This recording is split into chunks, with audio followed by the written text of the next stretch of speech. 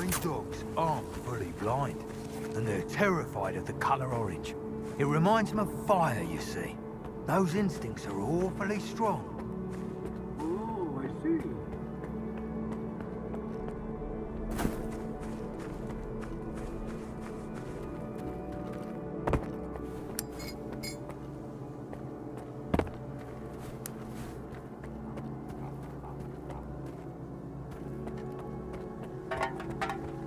I tore a snork's gas mask off once, and it dropped dead right away. I don't waste bullets on them anymore. I just take them down, up close and personal. Yeah, that's disgusting.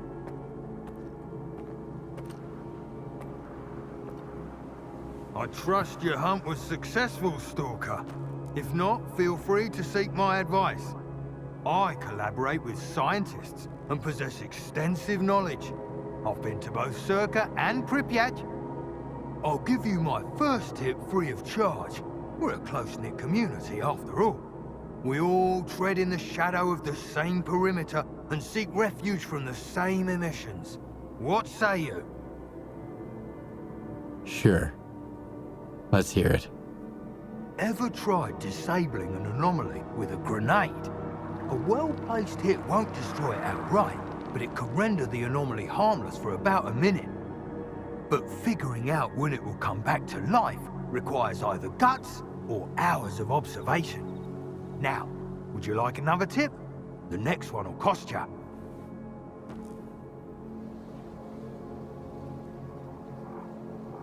Care to discuss your students? What about them? Why don't you tell me how to track a chimera using fuel barrels? Bedlam's still looking for one, you know. Yes, that was unfortunate. But sometimes the hardest lessons stick the best. The kid will learn, get wiser, and probably thank me for it in time. Are you gonna tell me how important it is to develop my anomaly sense? Amalgam almost bit the dust trying to develop his. Look, listening to advice is only half the battle. You also need to know how to put it into action. Any other? Okay. Give me another tip. We're going to jump ahead a bit in the syllabus for our guest's sake. I can tell this isn't your first rodeo. You need an advanced tip. Well, here you go. A pseudo-giant is kind of like a bear, and its eyesight is poor at best. If you run into one, freeze and stay put. It will think you're part of the scenery and leave you alone. Unless you piss it off first. But then, you're gonna need a whole new plan anyway.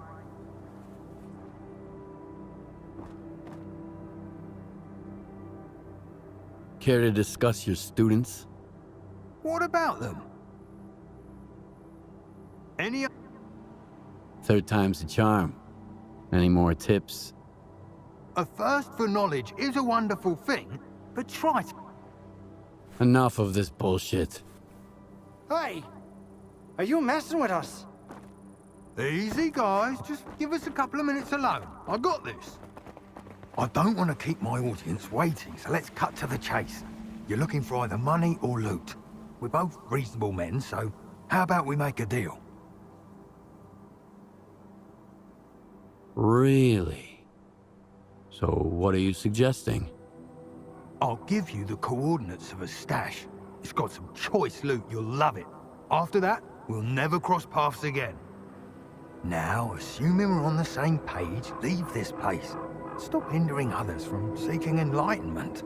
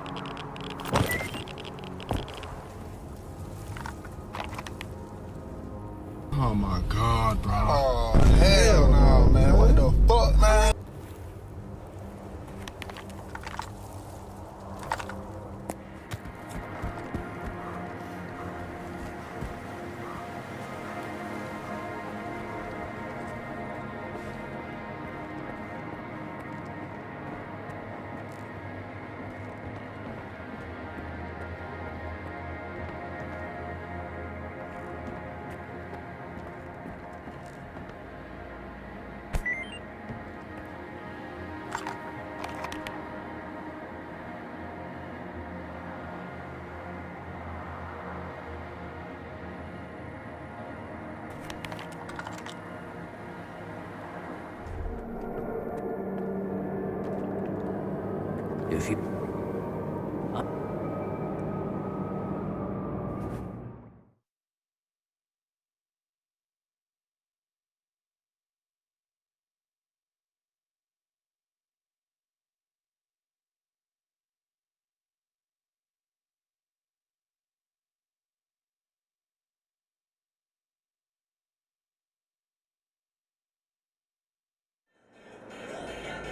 I love me a drink. Come on. You got some business here, or you just want to shoot the shit? You said you had a proposal for me. Right. The job's pretty important. Tell me, Skip, what do you do when somebody lays claim to something that belongs to you?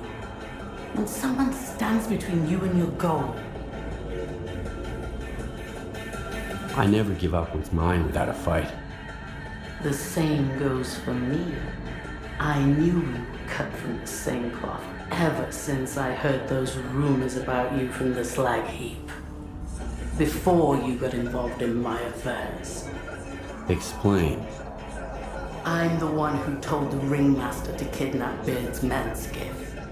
And the ensign didn't go after the Sultan's briefcase on a tip from a disgruntled henchman. The tip came from me. You're trying to play Beard and the Sultan against each other. But why? I'm protecting what's mine. The Sultan invited me here to clean the place up. He said, whatever you build, it's yours. And for the last 7 years, I've been building the sultans, developing trade, making connections. There's nothing left for me on the mainland. But this place, it doesn't belong to the Sultan's gift or to Beard. It belongs to me. So, what do you want from me? You're already mixed up in my business anyway, so help me bring it to fruition. I want to rid Zaton of Beard, and the Sultan, and their endless games. The zone is changing, Skip, and it's changing very quickly. Those who change along with it will prosper, and those who fail to adapt in time will perish. The Sultan and Beard don't want change. As long as they're here, Zaton will suffer. Get them out of the picture, and I'll make sure the Sultansk has a bright future. Let's say I kill Beard and the Sultan. What's next? What's your plan? The plan's simple enough. Fully unify Zaton without any hidden agenda. In Garbage, everyone wanted to have the slag heap for themselves. I want to unite the loners and the bandits of the swamps under me. Then I'll recruit the former diggers from the slag heap. And the gangs that lost their bosses. Where else are they going to go? And once I've secured their loyalty, then I can start looking beyond Zaton. I got one too. There's a legend. And why can't you run the place the same as always? Why would Beard and the Sultan make things worse for Zaton? Do you know the history behind these two? It's been going on for years. At first, Beard was in charge here. The Sultan hung around the S.T.A.L.K.E.R, smiling to his face, but plotting behind his back. Then, 7 years ago, the Sultan kicked Beard off the S.T.A.L.K.E.R. Last year, Beard came back, and the Sultan allowed him to take over the Shevchenko. He just let him in. Get it? That's just the way they like it. Not quite together, not quite separate. But if someone takes advantage of their little games and attacks Zaton, it's gonna be the end for bandits and loners alike. I'd prefer to stay out of your personal squabbles. All right then, suit yourself. If you change your mind, come talk to me. People who help me never regret it.